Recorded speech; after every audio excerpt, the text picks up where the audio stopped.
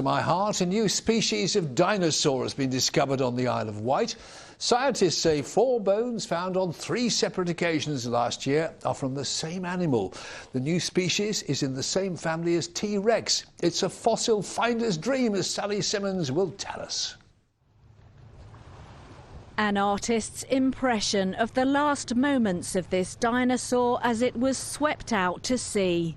The likely scenario is that 115 million years ago, when this dinosaur was alive, it was happily living on land, and was likely caught up in a flood, washed down into a river, and washed out to sea. A tailbone, 2 backbones and a neck bone were found in Shanklin on the Isle of Wight last year. One dinosaur, say experts, from 3 chance discoveries. I decided to walk along the beach because it was a nice evening, and I was walking along and kicked a stone and thought that looked quite interesting. I picked it up and it looked a little bit like a bone. That evening it dried out and, yeah, sure enough, it looked like a bone, so we took it into the dinosaur aisle. We do a lot of comparative anatomy, so I'm just compare it with other known dinosaurs, and that way we're pretty certain it does appear to be a new dinosaur. Vectaerovenator Inopinatus is the name. The same family as T-Rex, but at 3.5 to 4 metres, not as big.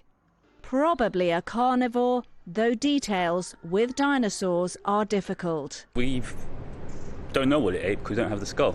Obviously the teeth are a big indicator of its diet.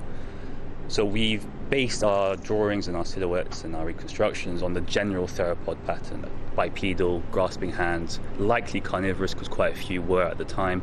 Details, colour, that kind of thing, we just don't know. From today, the bones will be on display at the museum on the Isle of Wight.